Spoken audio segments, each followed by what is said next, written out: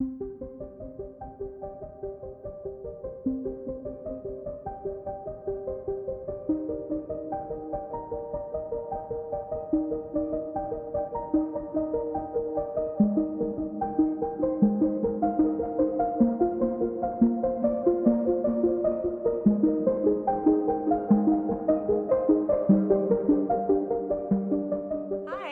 I'm Tamara, and this is Anything is Possible. I live at Lake Chapala in Jalisco, Mexico, and this channel is all about what it's like to live here, or the pros and cons, and some of the things other channels don't seem to talk about too much. But this time I'm pretty much just going to talk about myself and what's happening in my life. I guess I'll start out by saying that I took a trip up to the United States. I flew up to Pennsylvania on the 1st of November, and I was there through the 8th. And I went up because my sister and I both have birthdays within 3 days of each other. And I was turning 70, and I wanted to do something really special for my 70th birthday. So I thought, what's more special than going to spend it with my sister and celebrate our birthdays together? So I flew up there, and we had a wonderful time. There was still some fall colors up there in Harrisburg, and we did a lot of walks out in nature and hung out with her kids, and it was just really lovely. We just spent time together. Nothing really, big excursions or anything, but we definitely had a lot of time to reconnect and just be sisters together. So it was really fun.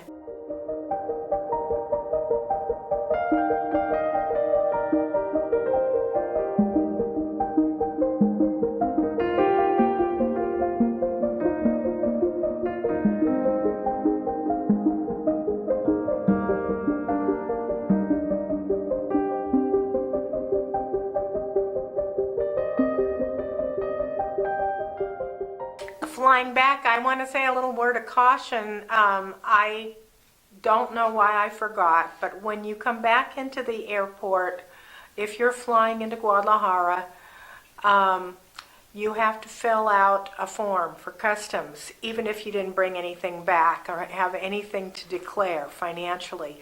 So I actually forgot to do that, so I waited in line, got there before everybody had to get their luggage and stuff, because all I had was one carry-on, and the guy sent me back to fill the form out, and by the time I filled out the form, there was a huge line, and it was midnight.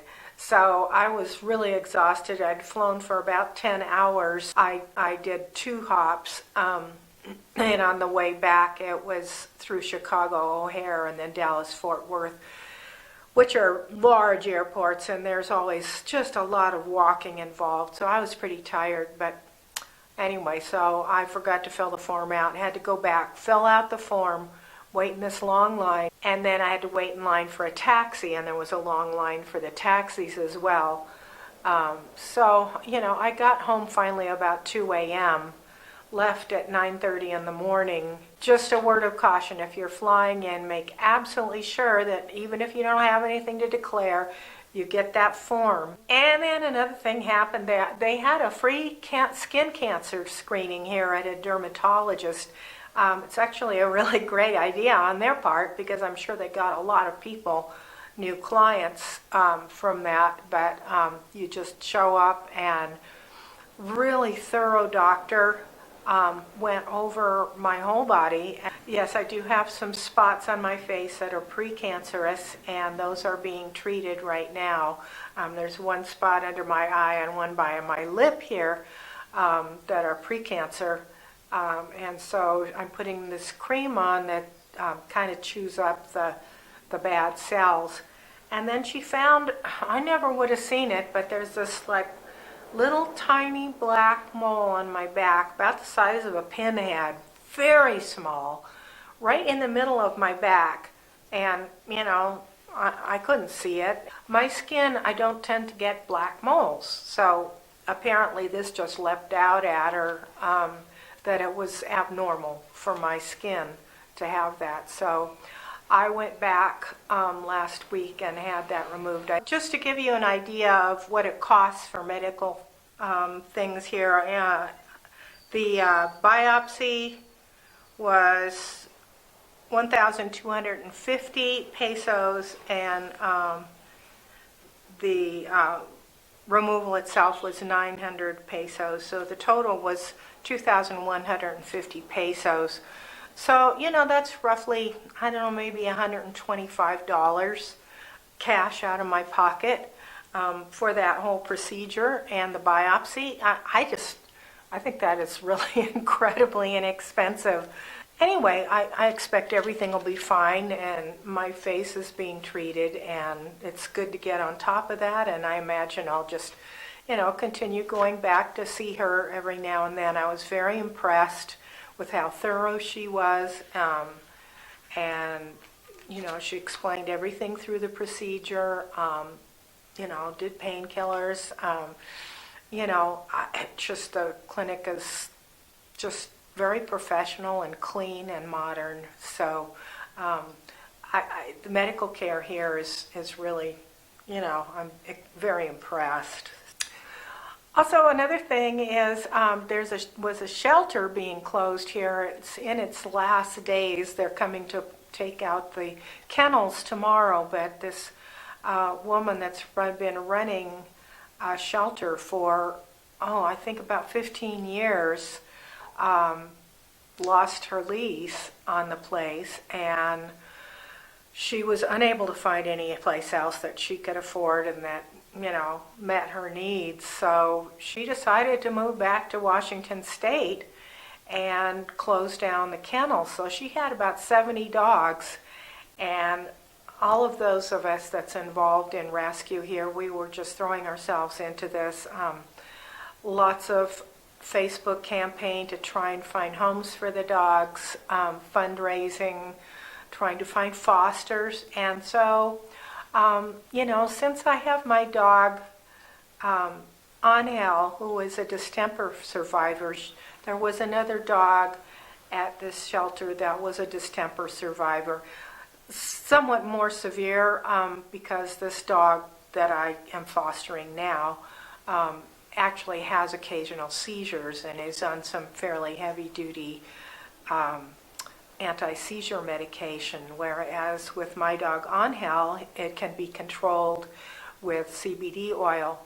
But I put this other dog on CBD oil, and I'm continuing with the medications because he actually did have a seizure one morning a couple of days ago. I had a Sheltie that was epileptic, and I am used to dealing with that.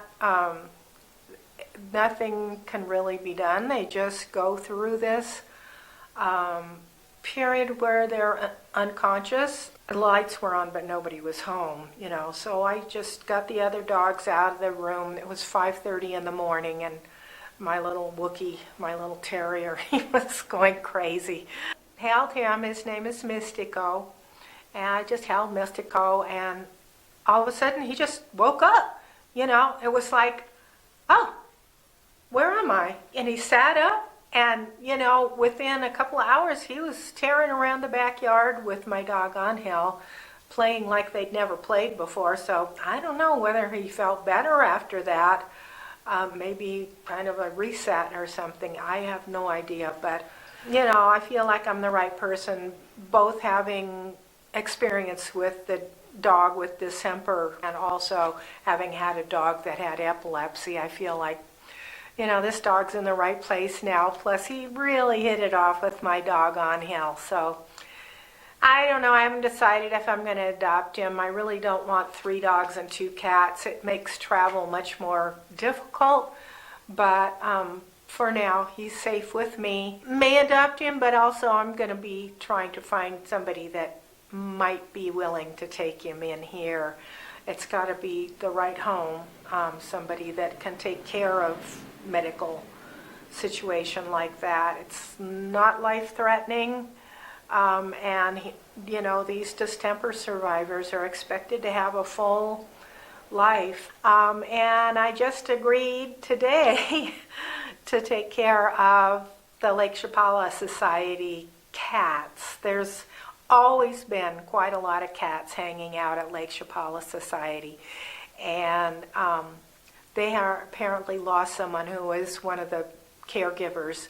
And so I agreed to do Sundays at Lake Chapala Society, and I'd go on Friday for training, and I probably will start this Sunday going on Sundays to feed and water and give some love to the Lake Chapala Society kitties. So, you know me, I'm just a sucker for animals, and you know, when there's a need and I have time, it's like, that's okay, I can schedule that in. Sundays are usually pretty slow for me. As far as what it's like here at Lake Chapala, it is now pretty much full on into the dry season.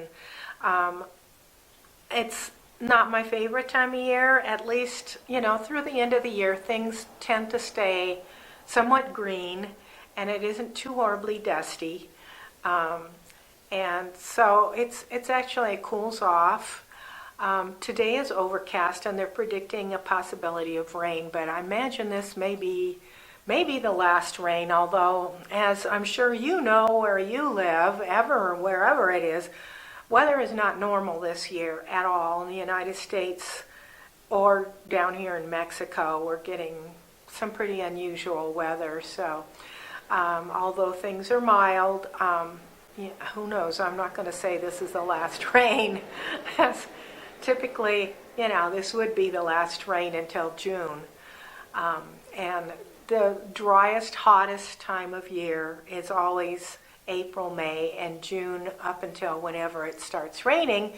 And unfortunately this year the rains didn't start until almost July. So May and June were extremely hot, extremely gritty and dusty from all the road dust and just being kicked up, and it's not a very pleasant time of year here. And once the rain starts, then the dust dies down, and it doesn't take too long for things to green up, and the weather stops being quite so hot. The heat doesn't bother me because in southern Oregon, you know, we would get days up to 110 for several weeks at a time. And so I'm quite used to weather that's pretty extreme, and it never gets, I would say, I don't think that's ever been over 95 since I've been here, or even on visits. It's really rare. 90, 95 is about it, and I find that warm but not intolerable. Since it's dry, you know, it isn't like muggy and humid. It isn't intolerable at all. So lastly, today, November 22nd, is the celebration of Santa Cecilia, and there is a great big concert happening at the plaza here in San Antonio, Tlacopan. And Santa Cecilia, I looked up to find out exactly who she is, because she is obviously not the patron saint of San Antonio. San Antonio is the patron saint, and usually, you know, towns celebrate their patron saint on the saint's day, but Santa Cecilia was the patron of musicians. And I come from a long line of a musical family. My mother and father were both music majors. My grandfather went to Oberlin in Ohio and was a musician his whole life, church organist, and played piano beautifully. So, and I, of course, play music. I haven't lately, but I have been a musician pretty much my whole life. So I have an affinity for musicians, and I'm all for celebrating the patron saint of musicians. So I will be going down to the square this evening and eating some tacos and hanging out with the locals and listening to the local bands. And then, of course, tomorrow is Thanksgiving, which, you know, it's interesting because it's not celebrated here, but there are a lot of Americans here. So I decided I would have a potluck here at my house, and I invited a bunch of my friends. But I was a little late in the game. I waited until I got back for my trip to Pennsylvania, and most of my friends already had other commitments. I think a lot of people are just kind of burnt out on potlucks too, quite honestly. I don't know.